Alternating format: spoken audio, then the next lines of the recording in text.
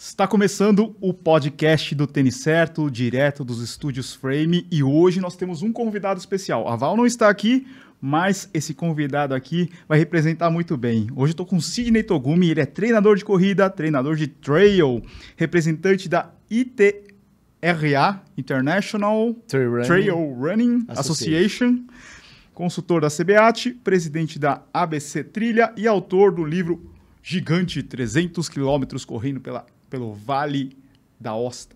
É isso? É isso aí. Togumi, obrigado aí. Muito bem-vindo aqui ao nosso podcast. Obrigado eu, Suzuki. Pô, quando você mandou a mensagem, eu falei, será mesmo, né? Obrigado pelo convite. É muito bom estar aqui. Eu acho que o legal dos nossos podcasts são trazer pessoas que inspiram outras pessoas, né? Que levam a mensagem da corrida e do esporte, e eu tenho certeza que a pessoa que escutar aqui o nosso podcast vai estar a fim de correr na trilha, sair do asfalto e desbravar o Brasil e o mundo. Né? Espero que sim. E também, pessoal, se inscreva aqui no nosso canal e também siga a gente no Spotify. Todas as sextas-feiras a gente tem um episódio novo, a gente está trazendo aqui toda semana um convidado aí que vai te inspirar com certeza. Togumi, para a gente começar... Vamos fazer uma história longa hoje. Podcast é aquela coisa, né, que o pessoal vai escutar ou correndo ou no trânsito. Como é que você começou no esporte e na corrida? Vamos voltar lá ao Toguminho. Nossa Senhora. Quantas horas a gente tem? Algumas. Não, verdade. Eu sempre fui do esporte, desde criança. Judô, natação para não morrer afogado. Mas meu esporte de infância mesmo foi beisebol. Beisebol? Você é de São Paulo? Sou de São Paulo. Então, lá no Bom Retiro? Joguei no Bom Retiro, mas o time que eu comecei era um time de Suzano, que chamava Shibana. Tá. E aí eu joguei lá dos 8 anos até os 15. Aí depois eu mudei para uma equipe de Guarulhos, porque esse time do Shibana ele acabou. Uhum. E aí fui jogar lá no Naoseg, que é um clube ali de japonês, de Nihonjin, lá em Guarulhos. E aí joguei lá dos 15 aos 18. E aí, depois, no adulto, eu joguei até os 22 pelo GSEBS, que é lá em Arujá. Tá. Então, esse foi meu esporte de infância, beisebol. Na época, pouca gente conhecia, hoje um pouco mais. Mas aí depois eu fui para a faculdade, fui fazer Mackenzie. Antes de fazer educação física, eu fiz processamento de dados. E aí eu gostava de nadar. E aí, para não pagar a academia, eu entrei na equipe de natação da tecnologia, porque tinha o treino, aí eu não pagava para nadar. E a técnica ali, a Vânia, na época, ela nos apresentou para o duatlon aquático, que na época, isso em 92, tinha uma marca de cosméticos que chamava Parte. E aí eles faziam muitos duatlons aquáticos, que era nadar e correr. E aí foi a primeira... assim, eu não gostava de correr. Aí fui aprender a correr primeiro e aí depois gostar de correr. Daí um pulo para o triatlon, né? Já estava no duatlon, só faltava a bicicleta. Aí quando eu me formei no Mackenzie, eu ganhei uma bicicleta, uma primeira road, e aí foi triatlon. 98 foi quando uma equipe do Brasil participou pela primeira vez do Eco Challenge, né? Uma corrida de aventura, uma das principais corridas de aventura do mundo. E aí eu vi na TV e aí falei, putz, eu quero um dia fazer isso daí. E aí coincidentemente foi quando iniciou a corrida de aventura aqui no Brasil, com a Expedição Mata Atlântica, com o Alexandre Freitas. Mas eu só descobria isso antes, um mês antes da prova. Eu não tinha a mínima ideia. Eu nunca fui do outdoor. Eu sou nascido em São Paulo, vivo em São Paulo, menino de cidade. E comecei a buscar e apareceram outras provas menores, né? Na época a Expedição Mata Atlântica era uma prova de 200 km, e era um absurdo. Era em equipe, não? Era em equipe, era em trio, né? Era em trio e 2 pessoas no apoio. O Eco Challenge era 500, como sempre foi, 500, 600 km, um absurdo na época. Quer dizer, hoje ainda é, né? Só que aí tinha o Expedição Mata Atlântica de 200 km, que para mim era também surreal, e saiu uma prova de 100 km, que a gente falou, 100 km, ok, que era final de semana, e comecei a me inserir. Nesse meio tempo eu fiz aventura e Ironman, triatlon, cheguei no Ironman. E em 2009 eu fui fazer minha primeira prova de trekking corrida, que foi La Misión na Argentina. E aí gostei. Eu gosto da aventura, mas a logística era mais fácil, né? Não precisava ter bicicleta, não precisava ter remo, era ter uma mochila e sair correndo. Só voltando um pouquinho, você se formou lá no Mackenzie em processamento de dados. Você chegou a trabalhar com isso? Não, eu me formei, eu até fiz comecei a primeira turma de análise de sistemas lá no Mackenzie, de pós, primórdios do www, o cara explicando o que era www. BBS, né? Eu aprendi a programar em COBOL, em C++, tal. Mas não trabalhei. Meu pai tem uma ótica já há mais de 50 anos e aí eu trabalhava com ele e acabei não trabalhando na área. Mas eu sempre dizia que eu ia fazer educação física, por hobby. Eu sempre fui do esporte, sempre. Mas falar isso para pai japonês é complicado, É complicado. Né? Eu lembro que eu não queria fazer educação física. Eu gostava, eu sempre fui da natação, tudo. Mas eu já pensava, não, educação física não dá, e meus pais já iam falar para mim, não, professor de educação física, você não vai ganhar dinheiro, você vai viver do quê, né? Na época era formar educação física para virar professor, Professor de escola. Hoje é um pouco diferente. Não, hoje é totalmente diferente. O leque é infinitamente maior do que era nos anos 90. Anos 90 era educação física escolar. Né? A gente migrou daquela educação física militar escolar e agora a educação física tem um leque muito maior. Mas eu fiz e aí falei, vou fazer educação física. Lendo jornal. Hoje, o último dia de inscrição na FMU, era lá que eu queria fazer, porque a minha técnica era de lá. E, na verdade, eu fui fazer educação física porque eu queria um dia ir para a Olimpíada. Mas eu sabia que como atleta já não ia, nunca tive esse talento, mas que eu podia ir como treinador de natação, especificamente de natação. Porque na FMU eu tive os meus professores de natação eram o Alberto Claro e o William Urizi, né, no auge deles ali nos clubes. No Pinheiros, no Pinheiros, o William no Vasco, na época que teve aquele... No Vasco, depois no Corinthians. No Corinthians. Então eles foram meus professores, e hoje são os meus mentores assim, profissionais, me ajudaram muito na profissão. E aí eu queria ir para a Olimpíada. E fui, né? Busquei, eu trabalhei 2 anos no Projeto Futuro aqui em São Paulo com o Ricardo Prado, fui auxiliar técnico do Ricardo lá. Sabe uma curiosidade? Eu nadava no Centro Olímpico, né?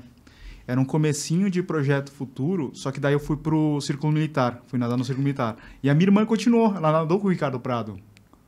Bem no comecinho ali. Não, com o Ricardo eu trabalhei em 2001, 2002 e 2003. Não, a minha irmã um pouquinho antes. Nessa época a gente já tinha mudado para Curitiba. Eu acho que eu não a conheci. Por quê? Como eu caí no Projeto Futuro? Porque eu enchi o saco do Alberto Clark que eu queria estagiar no Pinheiros. Pinheiros é o Pinheiros, né? É o maior clube do Brasil. E aí um dia o Alberto ele me falou uma coisa que eu não esqueço até hoje. Eu juro que eu enchia tanto o saco dele que um dia ele falou assim, Sidney, deixa eu te falar uma coisa. O Pinheiros é o melhor clube do Brasil. Quem está lá não vai sair de lá. Para de querer o lugar de alguém. Procura seu espaço. Cara, foi a maior lição que o Alberto me deu. De toda a minha carreira na faculdade.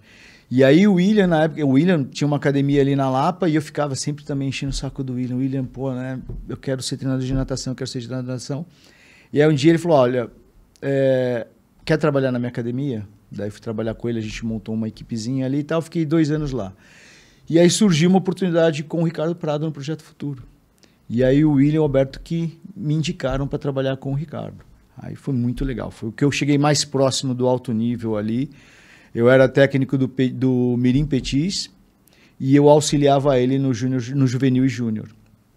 E aí foi bem a transição que o Ricardo, depois ele saiu, ele levou uma parte da equipe para a Hebraica, e aí eu fiquei com a Sônia Azua, que era outra treinadora, que já estava lá no projeto, ficamos ali aqui no Ibirapuera. Então, foi mais próximo ali que eu cheguei do alto nível, né, na natação. E aí, por questões... Aí o projeto perdeu um pouco de força, me dispensaram por questões financeiras, e aí segui um outro caminho. Aí fui para o lado de personal de novo, aí personal veio assessoria, nasceu o Upfit. Daí em 2009, como eu experimentei o trail, eu voltei por uma visão assim, minha assessoria era uma assessoria como todas. Corrida, tinha triatlon na época também, mas eu era um público voltado muito para o iniciante. E eu fiquei um pouco engessado ali na minha visão. Aí quando eu fui para o trail, eu falei assim, por que não, né? Não tem muitas assessorias de trail hoje, eram poucas. A Núcleo Aventura com a Cris Carvalho, acho que o Zé Virgínio já tinha também, eram poucas. E aí eu falei, bom, acho que eu vou direcionar para cá. 2013 eu tinha feito os La Mission, que me deu uma divulgação muito grande, porque em 2011, eu acho, 12, no La Mission Argentina, algum brasileiro que foi para lá, acho que foi o Bilks, que é de Campinas, ele conseguiu que a Sport TV enviasse uma equipe de filmagem e fizeram um documentário por lá. E a gente apareceu muito, enfim. E aí o trail ficou mesmo eu virei meu nicho de trabalho para o trail. Então, assim, o meu esporte era de prática esportiva porque eu adoro esporte, sempre vivenciei esporte e depois acabou virando minha profissão. Tá, e o Ironman, como é que é? O Ironman é antes disso? O Ironman, eu fiz meu primeiro Ironman em 2003. Você já tinha vontade de fazer um Ironman? Tinha. Foram quantos Ironmans? 8. 8 Ironmans? É. Floripa, tudo? Um em Floripa e um na Coreia. Coreia? É. Por que Coreia? Pergunta pro Sarra, sabe qual é o Eduardo Sarra? Sim. Ele é ocupado.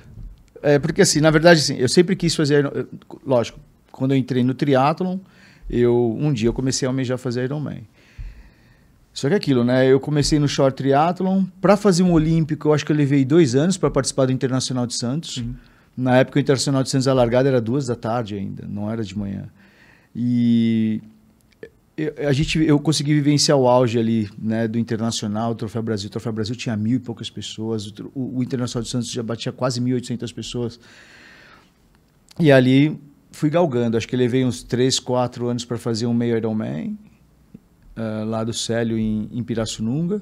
E aí em 2003 eu falei, vou fazer meu primeiro Ironman. Ainda era na frente do Open Shop, tinham 300 pessoas inscritas, 300 e poucas. E aí, bom, aí fui picado pelo bichinho do Ironman. Todo ano eu queria fazer. Era o meu objetivo. E eu tinha o sonho de fazer de um dia chegar no Havaí. Mas faltava um pouco de genética, de talento. Cheguei a fazer um bom tempo. Meu sonho era fazer sub-11. Consegui fazer sub-11, fiz 10, 17, mas aí os tempos, eu tinha que baixar mais 1 hora para chegar no Havaí. E aí 1 hora chegou o momento, né, de trabalho. Como eu direcionei minha assessoria para o trail, e aí comecei a vivenciar as provas de ultra trail, ou eu fazia um, ou eu fazia outro. Não ia ter como treinar pedal, corrida e natação de final de semana, e ao mesmo tempo levar meus alunos para correr treinos longos de montanha. Sim. Daí acabei deixando o triatlon. E qual que era a modalidade que você se dava bem? Natação, bike ou corrida? Eu aprendi a pedalar por causa do triatlon. Uhum. Né? Eu já corria, já tinha um pouco de corrida nas pernas. Eu acho que no melhor eu acabava fazendo melhor era a bike. Eu pedalava melhor. Minha corrida era razoável, natação era o mais fraco, mas ficava ali mediano. E essa transição para o trail, você lembra qual que foi a tua primeira corrida? Ou a primeira vez que você foi fazer um treino fora? Trail foi La Mission na Argentina, 2009. Eu já tinha feito uma prova de aventura lá na Patagônia. O organizador era o mesmo organizador do La Mission. E aí eu falei, 160 quilômetros só de trekking, corrida. Na época ainda tinha que navegar, não era percurso marcado. Tinha que navegar com carta e bússola, carta topográfica e bússola. Aí eu falei, vou experimentar. Nunca tinha viajado sozinho para o exterior, viajei sozinho. E aí era uma prova de 160, que eu tinha até 74 horas para terminar. E eu fui me testar. Eu falei assim, eu quero ficar sozinho. Eu quero ver quanto tempo eu vou ficar sozinho nessa prova. Durou 2 horas e meia. Porque a prova foi em Vila Langostura. E naquele ano eu peguei uma neve. Eu nunca tinha andado em neve. Eu nunca tinha andado em cima da neve. E a montanha inteira branca, assim. E eu caía, escorregava. Aí tinha uns argentinos que eu conhecia por causa da corrida de aventura. Eu falei, cara, qual é a técnica? Ele falou, não tem técnica, faz força e vai para frente. E fui. E aí em 2 horas e meia eu estava no topo da montanha. Eu falei, eu não posso ficar aqui. Porque a largada era 12:00. Eu não posso passar a noite aqui em cima. Eu tenho que descer. E aí, por isso que eu comecei a me agrupar e minha vontade de ficar sozinho acabou ali. Foi uma mega experiência, assim, para mim. Ganhei autonomia nesse dia, né? Porque quando eu cheguei no quilômetro 80, era uma pousadinha que tinha ali do outro lado, em Traful, e meu pé estava muito gelado, azul. E aí eu encontrei o médico e eu falei, cara, olha meu pé.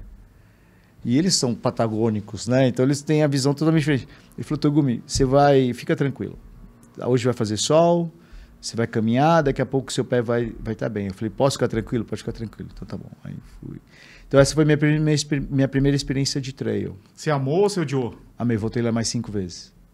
Não, você terminou, você cruzou a linha de chegada e falou, puta, eu quero fazer de novo isso aqui. Eu gosto de repetir prova. Tem muita gente que não gosta de repetir prova. Eu gosto de repetir porque eu gosto de performance, né? De me testar. Eu voltei lá mais 5 vezes. Então, e aí depois de 2013 que eu trouxe a prova para cá. Então, minha primeira experiência de trail, só trail trekking, foi o La Mission Brasil. Ou La Mission Argentina. Uhum. Uma coisa que a gente percebe bastante com as pessoas que vêm aqui conversar com a gente é que esse histórico esportivo faz toda a diferença, né? O beisebol lá atrás, de você estar participando do coletivo, de você ter essa disciplina de estar treinando sempre, vai criando uma casca assim na pessoa, né? Depois você vai lá, foi para natação, foi para bike, corrida, e isso eu acho que vai ajudando, assim, porque muita gente passa, sei lá, 30 anos sem fazer nada, deve começar no trail, né? Eu acho que essa casca vai ajudando, pelo menos para mim, para Val, para todo mundo assim que vai passando por aqui, a gente percebe isso em comum. Mas eu vejo assim, sabe, Suzuki? É o lado nosso competitivo, né? Nós nascemos competitivos, as crianças são competitivas, né? E eu não acho ruim a competição. Eu acho bom. Muita gente... Tem gente que não se dá bem, mas assim... Eu era daqueles moleques que meu pai teve muito trabalho, porque quando eu perdi, eu era dos que chorava, que brigava, que ficava pé da vida. No beisebol, eu era capitão do time... E aquele negócio oriental, você é o capitão, você que tem que trazer o time para cima, liderança. Você é a liderança, que você é o exemplo. E aí quando um companheiro meu de equipe na época, eu tinha 12, 13 anos, e ele cometia um erro muito bobo, eu chegava e falava pro meu sensei, pro técnico, falei, você quer que eu ajude o time e esse cara faz um erro desse, você quer que eu ajude como? Ele que tem que me ajudar. Isso com 12, 13 anos, porque eu sofria muito quando perdia. Depois de adulto ali, de 20 anos, que eu falei assim, pô, eu gosto muito da competição. Eu não gosto de perder, mas eu gosto... o meu gosto pela competição é muito maior do que a minha raiva de quando eu perco. Então... Eu acho que essa questão do esporte faz a gente enxergar as coisas um pouquinho diferente no dia a dia, sabe? Você fala assim, pô, tudo bem, tudo é trabalho, a gente tem comercialmente, tem um monte de coisa que se tem que ganhar espaço, é uma competição, mas eu acho que a gente lida melhor com essas situações, porque não é diferente do esporte, é igual, né? Tá todo mundo querendo ali do seu lado ganhar. Eu lembro que eu falava assim, eu via muito o Ricardo na época que eu trabalhei com ele, as pessoas perguntavam, pô, você perdeu ali aquela final olímpica em Los Angeles porque você tinha uma estatura menor? Ele falou, não, eu perdi porque eu nadei pior do que o cara. O cara nadou melhor do que eu, por isso que eu perdi. E é verdade. Né? Então, eu acho que a competição não é ruim. Né? É o foco que a gente dá para essa competição. Né? Eu tive um aluno que ele falou assim para mim um dia, Suki. Ele falou, Togumi, o sonho da minha vida é ir para o Havaí. Aí eu falei para ele assim, cara, eu não acho que pode ser, o sonho da sua vida tem que ser ir para o Havaí. Porque e se você não for? Frustração. A sua vida foi uma droga? Não foi. Eu acho que você tem que ter como uma das metas ir para o Havaí. Foco ali, se você quer muito isso, mas a razão da sua vida não pode ser isso. Porque se for e você não conseguir, cara, né? É complicado isso. Uma menina que se formou comigo, a Marta Schonhorst, ela foi a primeira ginasta da ginástica rítmica a ir para uma Olimpíada, ela foi para Barcelona. E ela sempre conseguiu os objetivos dela. E sempre quando ela conseguia, depois era difícil. Ela falava, porque o sonho era ir para a Olimpíada, foi para a Olimpíada. A razão da vida era para a Olimpíada. Acabou. No caso dela, ela conseguiu. Só conseguiu muito cedo. Aí você fala assim, e agora? Depois eu quero fazer isso. Aí ela queria ser professora universitária. ela se formou junto comigo. A faculdade, pela competência técnica dela, contratou ela para ser professora de RD na faculdade. Ela falou, e agora? Então, assim, né? Então, o esporte é muito disso. A gente tem que querer mais. Eu fico me perguntando o que faz o Nadal querer ganhar de novo, né, cara?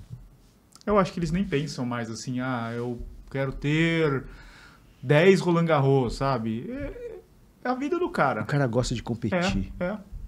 Ele gosta de disputar, né? E é isso.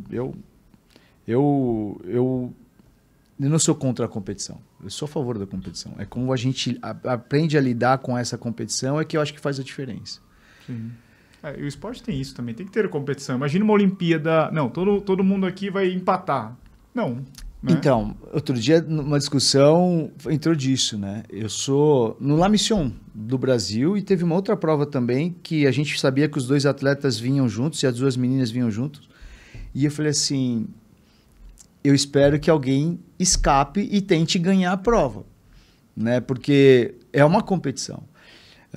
Mas, pô, Tugumi, eles disputaram 100 quilômetros lado a lado, pô, faz todo sentido eles chegarem juntos. Eu falei, não acho, eu acho que alguém tem que ganhar, né? Alguém tem que ser o primeiro, alguém tem que ser o segundo e assim por diante. Enfim, mas cada um enxerga de uma forma. Mas no meu... E quando elas disputaram, eu falei, pô, foi legal, porque tava ali realmente competindo até o final. Não tava, pô, Suzuki, nós estamos bem aqui, estamos meia hora da frente, todo mundo, vamos cozinhar, a gente chegar junto. Uhum. Eu gosto da competição. Togumi, tem uma dúvida. Acho que muita gente que está chegando agora no esporte também. Qual que é a diferença entre trail running, corrida de trilha, corrida de montanha e corrida de aventura?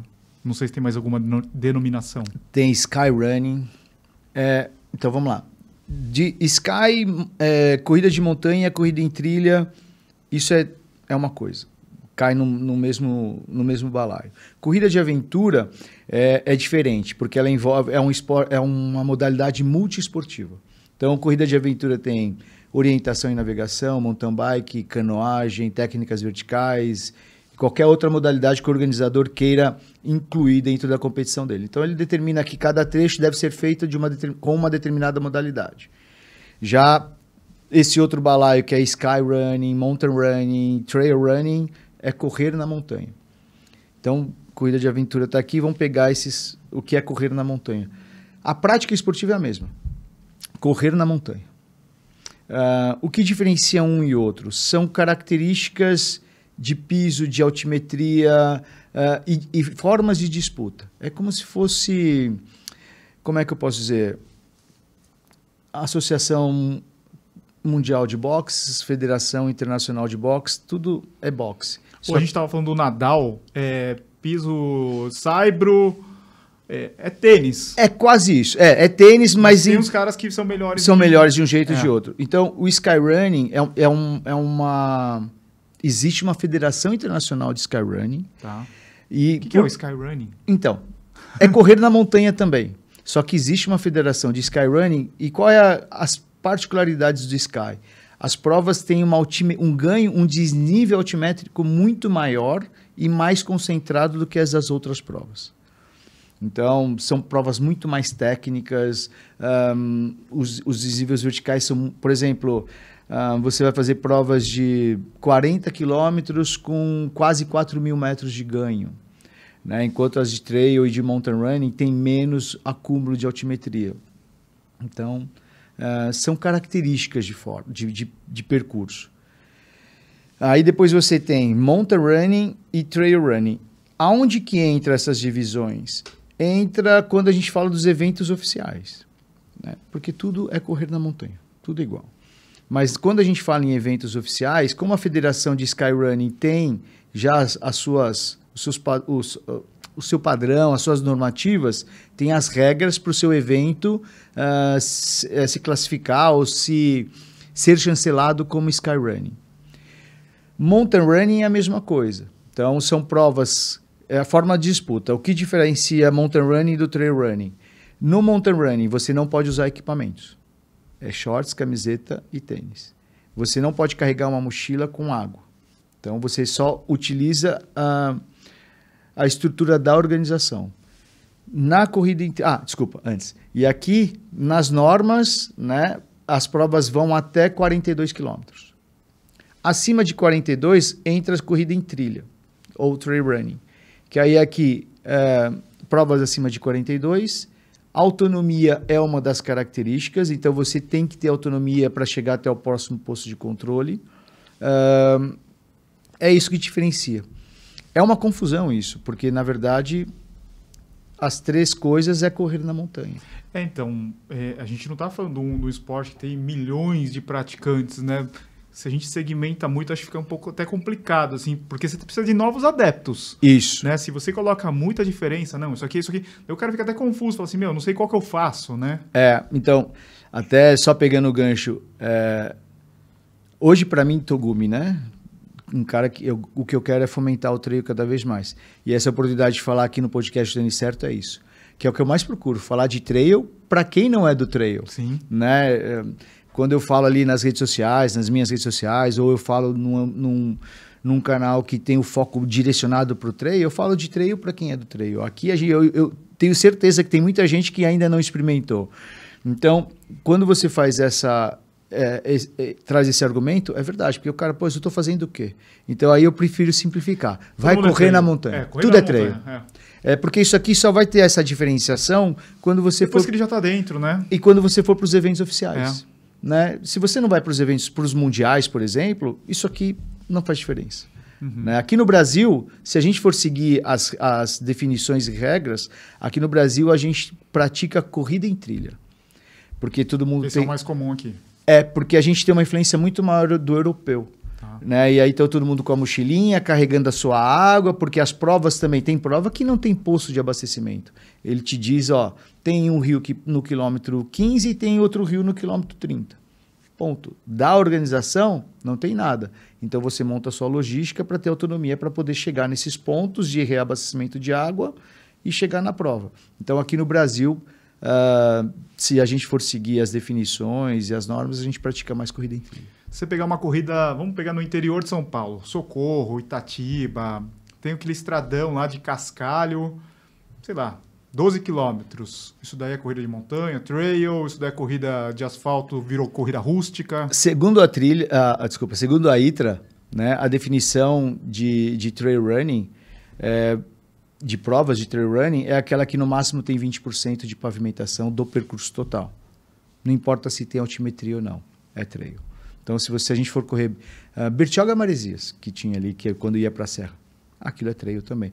Mas, é tudo na praia, mas de acordo com a definição da ITRA, é trail. Volta à ilha, é trail? Se 20% do percurso, se até 20% do percurso for pavimentado, é trail. Ali tem uma mistura, né? Tem uma parte de estrada, tem parte de areia. Então, mas o que eles colocam na definição é isso. Se de 100 quilômetros, no máximo 20 for pavimentado, é considerado trail. É que existem algumas obviedades que não são óbvias, né? Que quando isso para a galera do trail, quando a gente fala que o treino é em asfalto, todo mundo imagina que é plano. Exato. Que quando a gente fala que o treino é em trilha, todo mundo imagina que tem subida e descida. E não é verdade. Por exemplo, uphill. É uma prova 100% em asfalto. Com altimetria. Com uma mega altimetria. E está correndo na montanha. Sim. Só que pela definição, para mim é corrida de montanha. Mas pela definição não é trail porque passa de 20% de pavimentação. Então não é considerado uma prova trail. Por isso. Mas você está correndo na montanha. Eu acho que aqui para o brasileiro, a gente é um esporte meio que... Vamos considerar novo, né? Sim, pelo tempo, né? Eu acho que a gente não deve fazer essas diferenças tão grandes assim. Vamos trazer as pessoas para correr no outdoor, né? Vamos simplificar. Vamos simplificar. É isso. E por falar em simplificar, eu acho que tem uma... Eu vou falar por mim, assim, tem uma dificuldade grande de informação. Não sei nem por onde começar. Fala assim, eu quero correr aqui, eu moro em São Paulo, moro no Rio, moro em Porto Alegre. Por onde que eu começo? É difícil, né? Hoje, por exemplo, uma vez me perguntaram, Togumi, tem algum canal, né? Por exemplo, do tamanho do Tênis Certo de trail? Não tem. Né? Tem alguns sites, tem alguns... se você for no Google, vai aparecer para você. né, com algumas informações, mas ainda não tem um perfil ali que tem a mesma amplitude, né, que consegue abranger um público tão grande, por exemplo, como o Tênis Certo. Isso ainda não tem, é mais Mas difícil. não é só no Brasil, lá fora também não tem tantos assim. Não tem. Né? E se a gente for comparar com a corrida de rua... Com a corrida de rua, não tem. Mesmo lá fora. Você vai ter que colocar trail running e aí começar a buscar algumas referências. Mas não tem uma... em termos... O trail é bem menor, né? Uhum. Ele olha, eu não consigo nem dimensionar, mas... Tem uma ideia de praticantes no Brasil? Então, já me perguntaram se tem um censo. Não tem, né? Por exemplo, em âmbito federativo, ainda a gente vem trabalhando no âmbito federativo para que os atletas comecem a se federar. Os campeonatos estaduais estão iniciando mesmo. Eu posso falar pela associação, pela ABCT, pela ABC Trilha, a gente tem aproximadamente 2.300 associados. Eu vou chutar, é chute mesmo, Suzuki. Eu acho que esse número é o dobro de praticantes no Brasil. Não são muitos ainda. E no mundo não é. Não é. Sabe por quê? Eu fico pensando assim, se o trail fosse tão grande quanto a gente acha que ele é, será que não teria campanhas mais fortes das grandes marcas? Com certeza. As grandes marcas não estariam olhando com um olhar um pouquinho mais... com mais carinho para o trail se ele fosse do tamanho que a gente imagina que ele é. Eu acho que a própria corrida de rua não é tão grande quanto a gente imagina. Tem muita gente que corre, mas que pratica a corrida, aquele cara que segue, tá como objetivo correr uma maratona, ou até meia maratona, 10K, não é tão grande assim pelo tamanho da população. Sim. Né? E a gente vê isso... também, eu acho que com os eventos, né? Você vê agora, está aumentando, mas não é tipo um esporte que deu um pico, assim, né? É aquele crescimento do ano, vai aumentando um pouquinho, né? Até eu tava com... O Cado já veio aqui, da Milk, e ele falou assim, teve uma fase que teve um pico, assim, sim, absurdo, assim, acho que final dos anos 90... depois teve agora nos anos 2000 um aumento, né?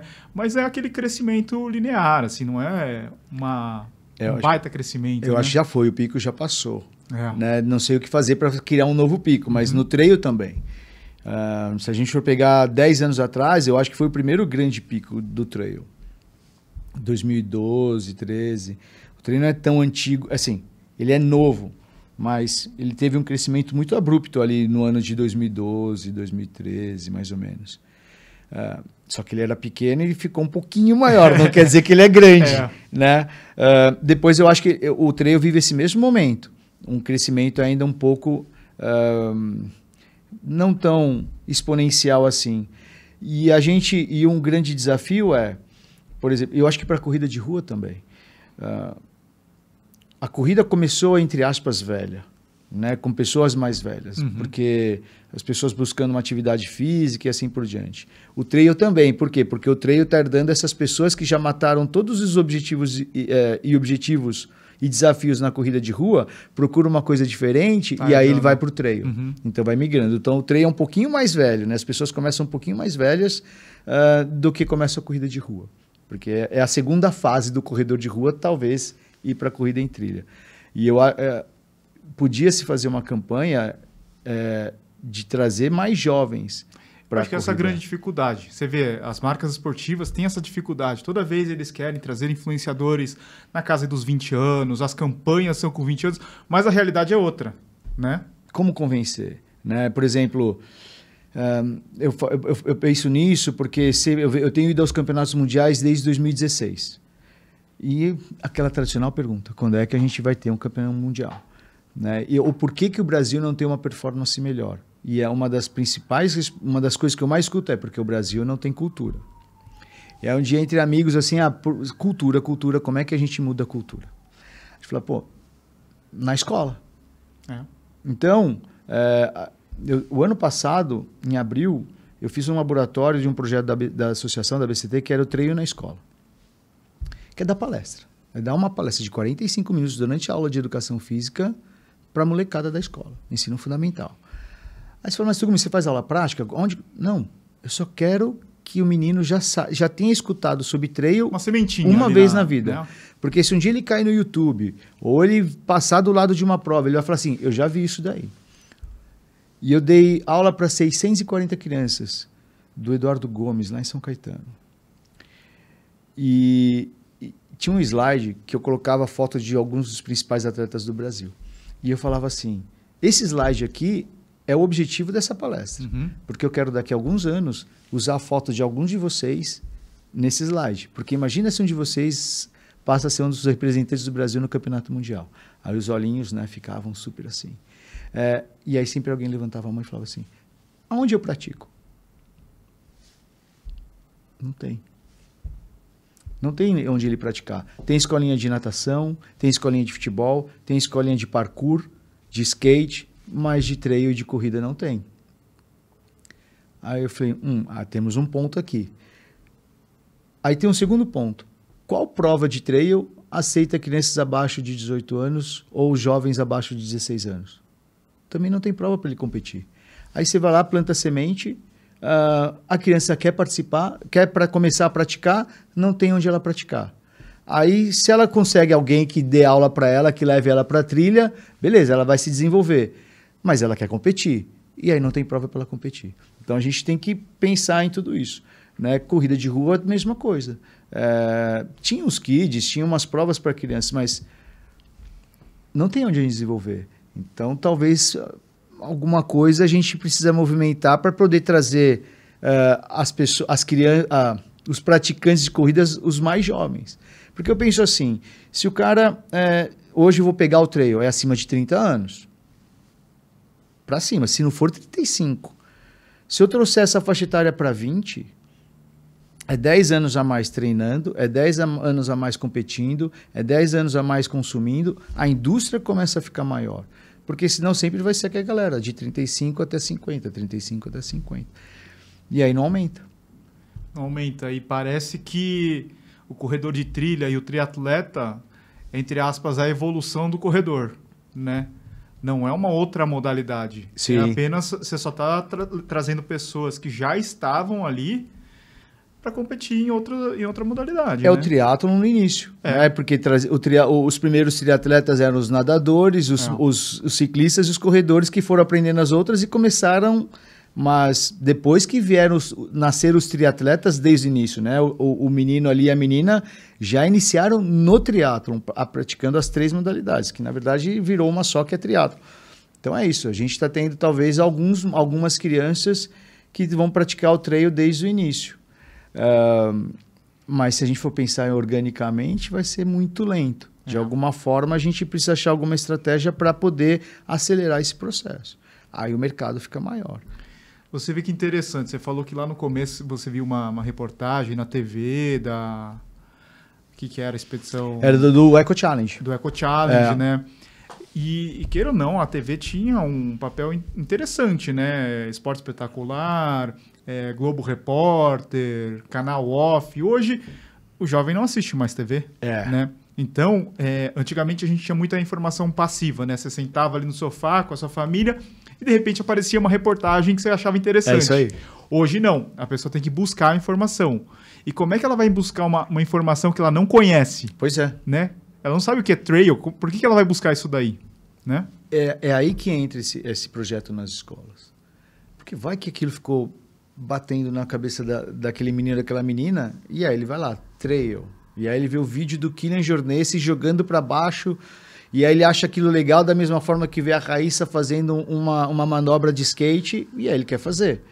Então, de alguma forma, a gente precisa tentar viabilizar isso. Primeiro, jogar informação. O cara precisa receber aquilo. Nem confundir o nome, né? Na época do triatlon, você faz teatro? Não é teatro, é triatlon, né? E o trail passa por esse momento. Então, é o desafio que eu tenho, assim. E eu acho que tanto a corrida... Porque senão... Onde que eu vi alguém analisando que as performances... Esse final de semana semana passada teve o evento da Abracel. E eu estive lá e o pessoal, o Castilho da CBA estava fazendo isso. Foi lá que eu vi. E ele fez uma ponderação de que o nível técnico dos atletas de rua caíram. Sim. Né? anos atrás, as performances em tempo era muito menor do que hoje. Aí você fala, pô, como assim? Né? E a analogia que eu faço com o trail é assim, eu vejo o Silvestrin, que é o melhor corredor hoje do Brasil. Eu, Togumi, eu admiro pra caramba o que ele faz, mas eu não quero ser como ele, porque eu não consigo, não tem como eu ser como o Silvestrin.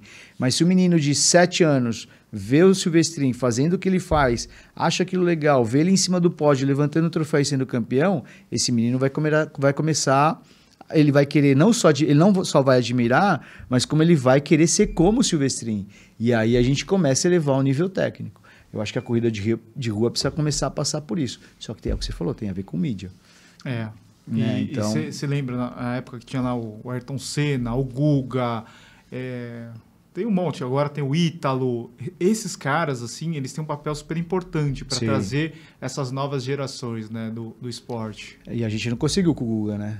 Tem um outro Guga, ou o próximo dele, né? Então, é isso. De alguma forma, chegar a plantar essa sementinha, né, na cabeça das crianças. E eu acho que tem uma outra dificuldade, Suzuki. Por exemplo, eu tenho um projeto que chama Under 25 na assessoria, que é a gente seleciona atletas abaixo era para ser Under 20. Só que se eu fizesse Under 20, não ia ter ninguém. Mas imagina você lá no Mackenzie com seus amigos ali de faculdade, fala assim, gente, vamos correr na trilha? Você tá louco. Cara, você fala assim, Under 20, não ia ter ninguém. Porque tem poucas crianças, poucos jovens abaixo de 20 anos praticando trail. Aí a gente subiu para Under 25. E é difícil você fazer com que aquele jovem, ele precisa querer muito para chegar no alto nível. E você não vê essa vontade, né, nos jovens, de que, cara, a qualquer custo eu quero ganhar aquela prova. E a gente ficou uma vez tentando entender por quê. Por que eles desistem antes? Por que... mas é que o futebol... Eu falei, cara, no futebol é a mesma coisa. Aquele cara que hoje está lá nos principais clubes do mundo, ele muitos vendiam o almoço para poder jantar e pagar a condução para ir no treino. Mas aí você tem a motivação financeira, né? Então, mas essa é uma das questões. Porque muitos imaginam que o trail pode ser uma solução. E aí eu faço o papel contrário. No Under 25 eu converso com os pais. E eu falo, olha pai, ele vai ter que estudar. Ele vai ter que trabalhar, porque o que o trail vai proporcionar hoje? Ele talvez conhecer um lugar que ele nunca imaginou que ele fosse conhecer. Então a gente teve 2 meninas que foram para a seleção de Skyrunning juvenil e foram para a Itália. Nunca tinha viajado de avião, mas nunca imaginaram que iriam para a Itália. E foram. Tiveram que pagar, mas conseguiram ter um motivo para ir para a Itália, porque foram selecionadas, aí fizeram a campanha, conseguiram dinheiro e foram para a Itália e conheceram a Itália. Mas eu acho que a questão antes quando nós... E é uma questão até filosófica. Porque antes quando a gente disputava qualquer coisa lá, a Olimpíada da escola, e aí a gente ganhava o jogo, ou era campeão da Olimpíada, era uma forma da gente se destacar. Né? O esporte também tem um pouco disso, de você ser o campeão, porque aí você tem destaque, você se diferencia do grupo de alguma forma. E hoje, esse destaque ele consegue fora do esporte. Mesmo estando no esporte, se ele trabalhar bem o Instagram dele, trabalhar bem as redes sociais dele, ele consegue ter o destaque sem ser campeão. E aí a gente falou, pô, talvez pode ser uma dessas razões. Então, como estimular esse menino de que se ele souber trabalhar as redes sociais dele como ele já trabalha, e ele conseguir se despontar no esporte como ele tem todo o talento, ele pode ser muito maior do que ele é. Sim. E esse também é outro desafio. E não necessariamente ele precisa ter milhões de seguidores. Não. É só a constância e ele conversar dentro do nicho dele, né? Então, mas assim... Dele ou dela. Desculpa. Senão, porque ele acaba deixando o esporte de lado, porque ele já conseguiu o destaque que ele queria. Então, é confuso isso ainda, eu acho, para os jovens. Eu tenho acompanhado alguns na cabeça deles. Ou aquilo, né? Ele ganha uma prova e ele já quer ser patrocinado. Não. Muitos, no começo, quando a gente lançou o projeto na assessoria, eles... Como estou ali com algumas marcas junto comigo, vou ganhar tênis da ON, vou ganhar não sei o quê. Não vai ganhar nada. Você vai ganhar treino. Treino você tem. O resto você vai ter que conquistar. Mas aí... Então, como você ainda continua estimulando esses meninos? Porque na nossa época ali de esporte era Sacaneei agora, você é mais novo que eu. Lá atrás, nos anos 80, 90, você tinha um monte de gente ali do seu lado disputando, né? Todo mundo querendo o mesmo lugar, só que agora é um pouco diferente. Então, a gente aumentar essa base, tanto na corrida de rua, no trail, eu acho que é um grande desafio. Mas eu acho que, assim, se a gente pensar numa solução imediata, ó, nós dois aqui tentando resolver o problema no trail, né? Desliga a câmera agora. Pensando aqui, o que a gente poderia fazer? Eu acho que primeiro é trazer esse corredor que já está no asfalto e fazer ele correr no trail. Não necessariamente correr todas as provas do trail, mas ele ter o gostinho, né? Experimentar. E depois eu acho que vai muito do incentivo, do boca a boca, assim. Ele vai lá, ele traz um amigo da assessoria, ou do grupo de corrida, o vizinho, a esposa, e assim vai aumentando, né? É orgânico ainda, mas já é um primeiro passo, né? Porque depois, o filho vai ver que o pai corre, daqui 10 anos vai correr, né? Sim. É mais ou menos o que aconteceu com a corrida de rua. Igual, e assim, eu falo, se 3% da corrida de rua experimentar o trail, 1% não gostar, o trail dobra de tamanho da noite para o dia. É verdade. Porque, e o lado do trail, como é que eu posso dizer? Ele é diferente, né? Por isso que eu falo de experimentar. Às vezes o pessoal, eu quero fazer muita altimetria, eu quero ir para um... Não, só de você tirar o corredor de rua, colocar ele numa estrada de terra, com algumas subidas e descidas, já vai ficar difícil. Já vai ser uma experiência diferente. Então, daí depois a gente vai brincando com outras, com provas mais técnicas, com provas mais difíceis, carregar uma mochila, enfim. Togumi, vamos pegar um exemplo, assim, tipo, vai. Corro só no asfalto, treino no asfalto, não gosto de sujar meu tênis. Como é que a gente começa? Assim, vamos começar aqui. Eu moro em São Paulo. Para eu sair de São Paulo, vai levar 1 hora. É isso, né? Não vou correr no Ibirapuera à noite. É muito difícil, né? Mas nós tivemos uma experiência lá em Atibaia. Eu fiz algumas corridas da Olímpicos, que tem um estradão lá, aquelas costelas de vaca, esses negócios. Isso já é diferente. Já é diferente. Isso já é uma porta de entrada. Mas sabe qual que é a minha maior dificuldade? Eu acho que muita gente vai se identificar com isso também. É a gente mudar a nossa cabeça com relação a tempo, né? Eu vou correr 10K aqui no asfalto, vou fazer 40. Agora eu vou correr numa estrada de terra, vou fazer 1h30. Porra, já tá difícil para mim, sabe? E numa frequência cardíaca lá em cima, né? Isso é a maior dificuldade de quem vem da rua para correr pro trail. Principalmente quem é rápido.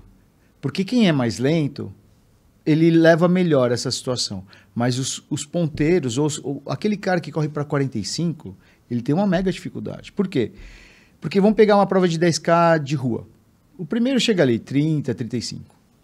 E o povão, eu vou chegar com 1 hora e pouquinho. Né? A grande maioria chega com 1 hora.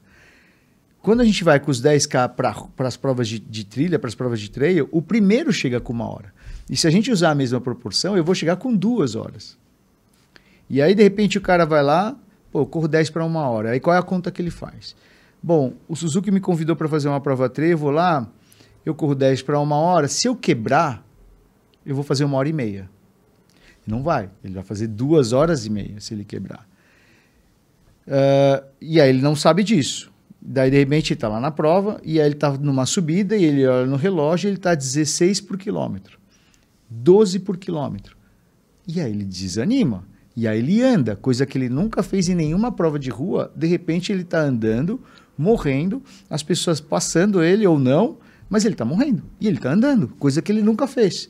E aí bate na autoestima. E isso acaba desmotivando.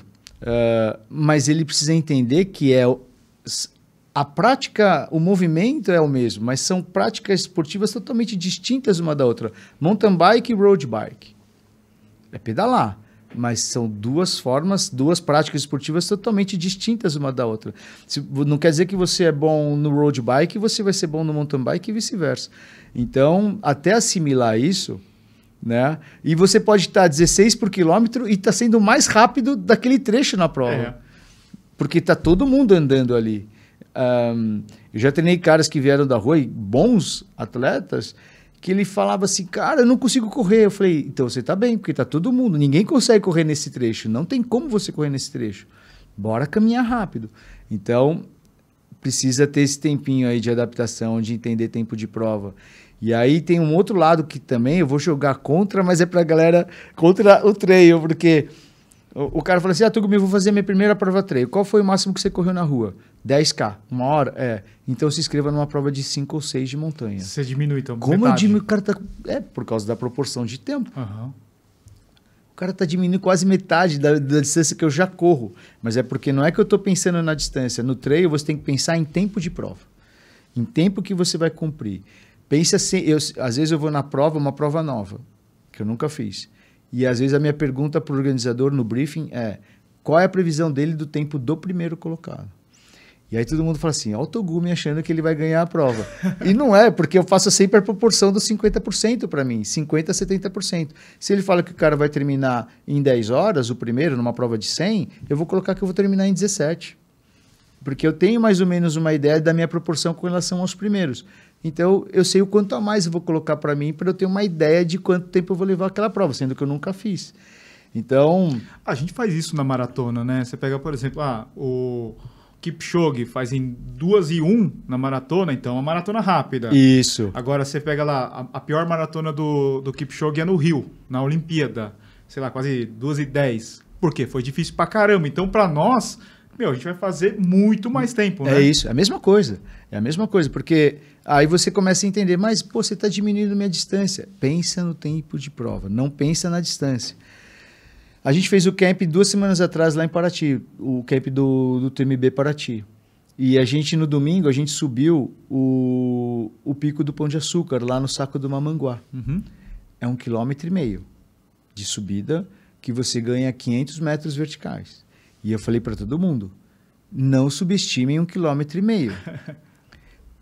Quanto a gente pensa em 1,5 km? 10 minutos? É. A gente subiu caminhando, deu meia hora. Caramba.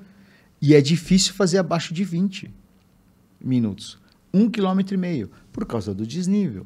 Né? Então, quem está migrando da rua para a montanha precisa absorver essas informações e falar assim, calma. Né?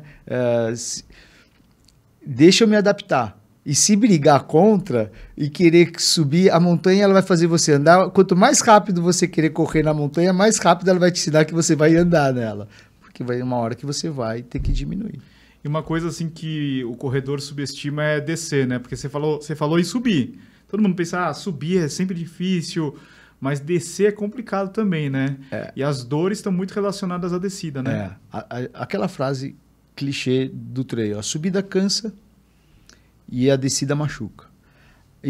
Por exemplo, quem vai fazer o primeiro treino de trail, né?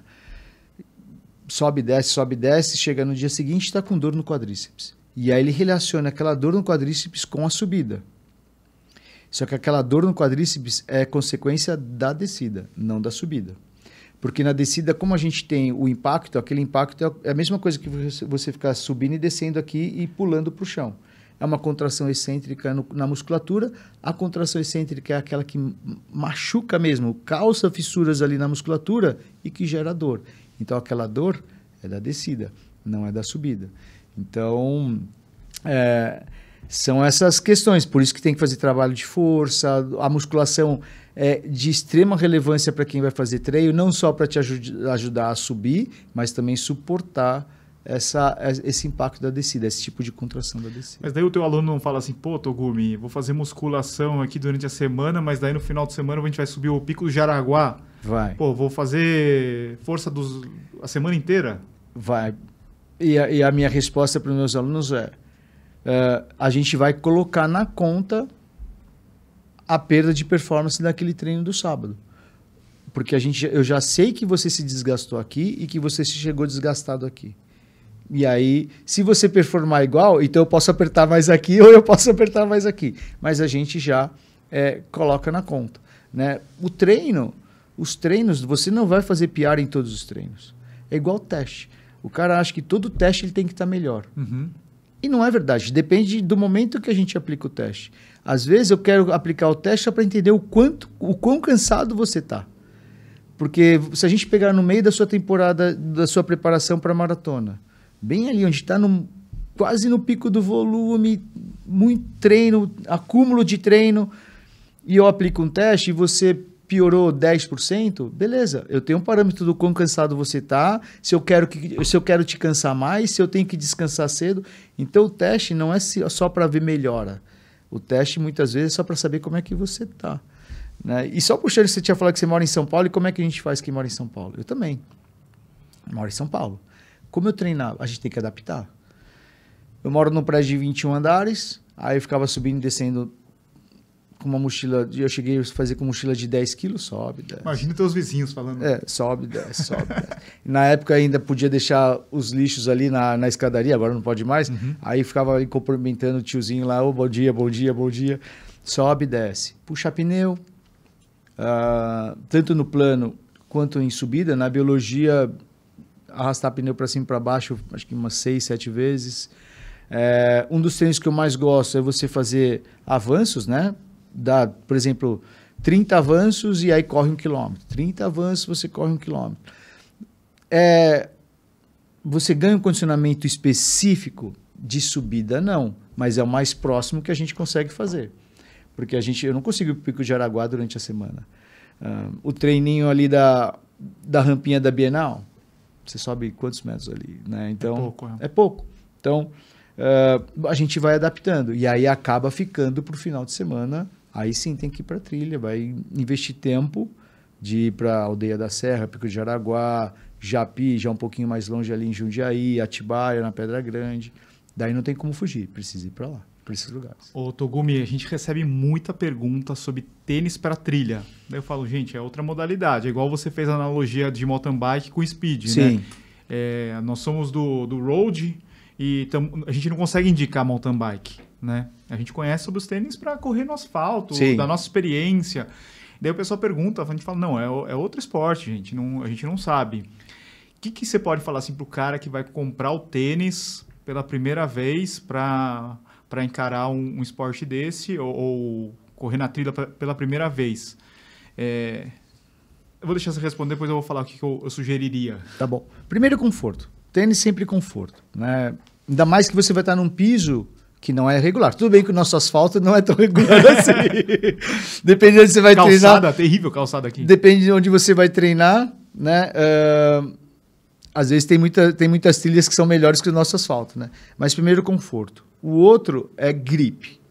O que é o grip? É o quanto o seu tênis ele gruda, ele não escorrega no piso. Só que assim, você não tem um solado que é bom para tudo.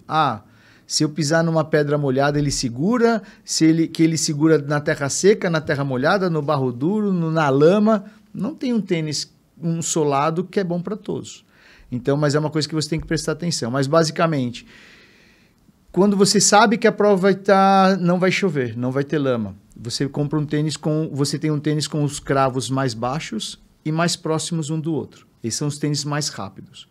Quando você vai para um terreno onde você sabe que vai ter mais lama, mais pesado, aí você vai comprar você vai ter que ter um tênis com os cravos mais altos e mais separados, porque aí junta menos lama.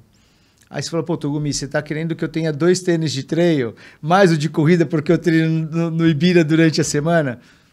O melhor dos casos seria, né? Se você for escolher Togumi, eu escolheria um tênis com cravos mais baixos e próximos. Por quê? Você fala, mas e na lama? Aí eu pago o preço. Porque também nenhuma prova vai ter lama o percurso todo e nenhuma prova vai ser seca o tempo todo. E aí cabe de você ir buscando informação. Eu chego na prova do SUS, como é que tá? Choveu muito? Choveu, como é que tá lá? Cara, só tem um trechinho lá que é chato e tal. Aí eu vou com o tênis de piso seco. Eu levo tudo e aí eu vou decidindo ali na hora. Então, basicamente isso.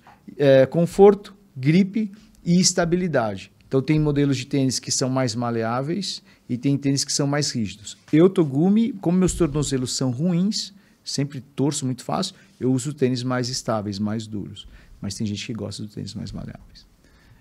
Você falou uma coisa interessante. A gente está fazendo várias analogias, né? A mesma coisa, tipo, no Fórmula 1, né? Sim. Tá meio molhadinho Isso, a pista. Você vai colocar qual? Pneu de chuva que vai te piorar 30 segundos, ou é melhor arriscar ali, colocar um pneu lisinho e ganhar um pouquinho, né?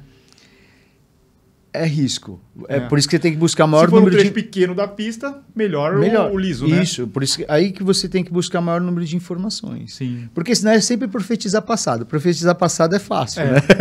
Mas, Togumi, pro cara que vai correr pela primeira vez, ele pode correr com tênis de asfalto mesmo, né? Pra que o cara vai investir se ele ainda nem sabe se ele vai continuar, né? Se não choveu, dependendo da prova, pode ir com o tênis de asfalto. Agora, se choveu, dependendo do lugar, putz, ele é difícil parar em pé. E aí o preço vai ser um pouco alto. Se ele escorrega e cai, machuca.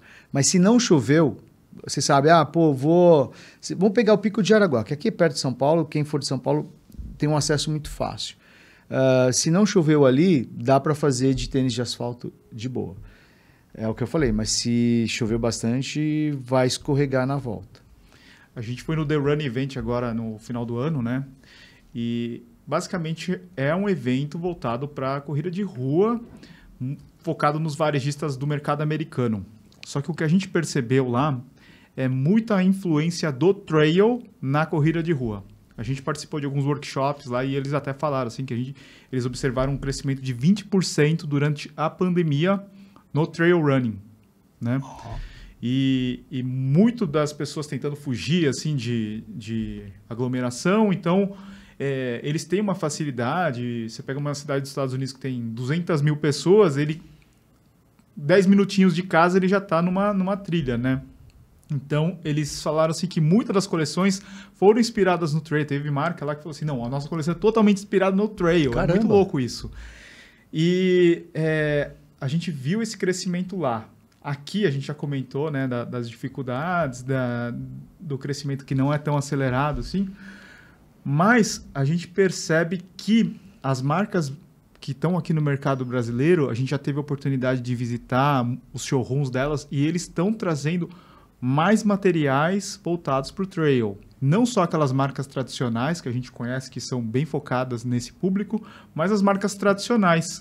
Isso também é uma forma de incentivo, né? Porque você tendo material disponível nas lojas, isso também ajuda, né? Porque o cara vai falar assim, pô, eu quero começar no trail, mas não sei nem por onde comprar o tênis, né? Pois é. E eu falo sempre para as marcas assim, né? O corredor de trail, ele tem 2 pares de tênis. Ele tem o de rua e ele tem o de trail. É igual a chuteira, né? O cara tem a chuteira dele no final de semana para jogar futebol. Ele não vai usar o tênis de trail, por exemplo, São Paulo. Meu tênis de trail eu não uso durante a semana. Mas de final de semana é o tênis que eu uso. Durante a semana eu tenho um tênis de rua. E essa diversificação de modelos, de oferta, é importante, porque até dá para fazer um exercício do contrário, né, Suzuki? O cara que vai lá numa loja e vê um tênis, buscando um tênis de rua, de repente ele vê um tênis diferente. E aí ele fala assim, pô, deixa eu ver esse tênis. Ele fala, pô, e é um de trail. Talvez isso desperte no cara. Eu não tinha pensado nisso, mas fazer despertar dele. Pô, sim, esse tênis deve ser diferente. Usa na terra? Pô, nunca corri na terra. E aí pode trazer por ali. Mas eu também tenho visto que as marcas vêm trazendo mais modelos, né, para oferecer para o público. O público agora é isso, né? Tem que gerar o público para poder consumir esses modelos. Assim. A minha experiência com trail, ela não foi das melhores, Togumi. Porque já me colocaram, já te contei essa história, já me mandaram para o Maratona dos Perdidos. Maratona dos Perdidos. Eu não lembro se era 15K, alguma coisa assim, não era meia. Próxima a Curitiba ali. Próxima a Curitiba, uma friaca, muito frio, muito frio. Eu tenho foto, acho que no meu Facebook, na época. Fui lá, comprei um tênis para trail, tudo, e depois nunca mais voltei. Porque eu acho que eu comecei na prova errada, né? É, isso aí. Eu lembro que era um baita no subidão, tinha uma antena lá no final, lá. E depois era é tipo um campo, assim, né? Com umas... Não é... A gente não pisava assim, você não viu o track, assim. Sim. Pisava num campo. E era super escorregadio, assim. Era uma dificuldade terrível. Eu acho que eu comecei na prova errada, né? Isso faz diferença. Eu falo para as pessoas, é o que a gente estava conversando, né? Primeiro sai do asfalto e só vai para uma prova de estrada, de terra, já vai ser diferente. Aí você vai buscar uma prova que tenha trilha, single tracks, já vai ser diferente. Aí você vai colocando altimetria, porque senão é um sofrimento que alguns encaram como desafio e por isso que quer voltar, e tem uns que entendem, putz, cara, foi demais e aquela tradicional frase, eu não corri, porque o corredor quer correr. Né? Principalmente quem está fazendo essa transição. O cara quer correr. E aí, de repente, a prova 50% do tempo, 60% do tempo ele não consegue correr. Fala, meu, isso não é corrida. É. E aí eu não quero. E aí ele deixa de ter uma segunda oportunidade. Então, é importante isso. E sabe que a gente já comentou com alguns organizadores, né? Aqui a gente tem um pouco de querer fazer a prova mais difícil, a prova mais complicada, a prova mais... E no calendário no Brasil, talvez, falta provas de entrada, provas dessa migração, né? Do corredor de rua para a corrida de montanha. Provas de entrada, provas de iniciação mesmo, que facilite o acesso desses corredores de rua para provas de montanha. Ele não vai para uma prova que vai subir 1.500 metros em 20 quilômetros, em 30 quilômetros, porque aí é prova muito lenta. Né? Só para você ter uma ideia, quando a prova tem, o primeiro tem um pace médio mais alto que 6:1, a gente começa a falar que a prova é lenta. É. Então, tem que ter essas provas de acesso. E não tem tantas, de verdade, são poucas. Me indica uma aí que eu vou correr. Quando você tiver uma legal, você me fala. Pode deixar. Vamos fazer aqui um quadro novo aqui no nosso podcast, que é vamos fazer um ping-pong. Tá bom. Eu vou te fazer a pergunta, daí você me responde, tá? Prova ou corrida inesquecível? Nossa senhora, prova ou corrida inesquecível? Putz. Eu vou falar do Ultra Trail do Mont Blanc. Apesar do livro, né, eu fiquei... O Tor Géans Tor Géans na Itália e na França. Na França. Né? Mas é porque o Tor Géans foi uma consequência do TMB. E eu tenho assim na minha cabeça, minha mente muito fresco, eu largando na primeira vez do TMB. Porque era uma coisa que eu nunca tinha imaginado, eu via no YouTube, via a galera, e de repente eu tô ali naquela pracinha largando, e essa largada para mim é inesquecível. Se você não fosse treinador, o que você seria? Mesmo sem talento? Jogador de beisebol, né? Mesmo sem talento? Eu queria ser um atleta de elite, independente de que modalidade, se eu pudesse. Quem que é teu ídolo no esporte? Ídolo no esporte? Roger Federer. Antes da prova, o que você come? Hoje eu não como muito. Eu tenho treinado muito em jejum, nas competições também. Sempre tive dificuldade de comer pela manhã. E o que eu faço? Eu começo em jejum e aí quando dá 20 minutos antes da largada eu mando o gelzinho. E depois da prova? Açaí. Açaí com leite condensado? Com leite condensado, porque eu tenho jeito. Deixa nutricionistas ouvirem. Qual que é o teu tênis preferido da atualidade? Hoje, de trail, o Cloud Vista. E de rua, o Cloud... Tenho 2. Monster. Monster, boa. E um lugar que você gostaria de correr? Que ainda não correu. Que eu ainda não corri? Apesar de eu ser ruim de calor, eu sou um cara que eu não me dou bem no calor. Sofro demais, mas eu tenho o sonho de fazer o Maratona de Sables, no Marrocos. Como é que o pessoal te encontra? Putz, e o seu livro?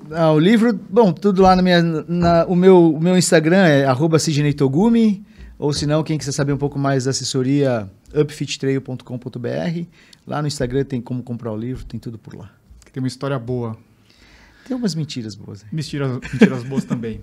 Togumi, queria ficar mais uma hora aí conversando, queria falar de Mont Blanc, de outras provas, mas a gente vai convidar de novo aí para você participar. Vamos lá. Beleza? Obrigado. Eu tenho certeza que muita gente vai partir do asfalto pro trail. Venha, galera, experimenta. Eu acho que vale a pena experimentar. Né? Eu sou um treinador que eu gosto de produtos. Eu usei Five Fingers, Hattori.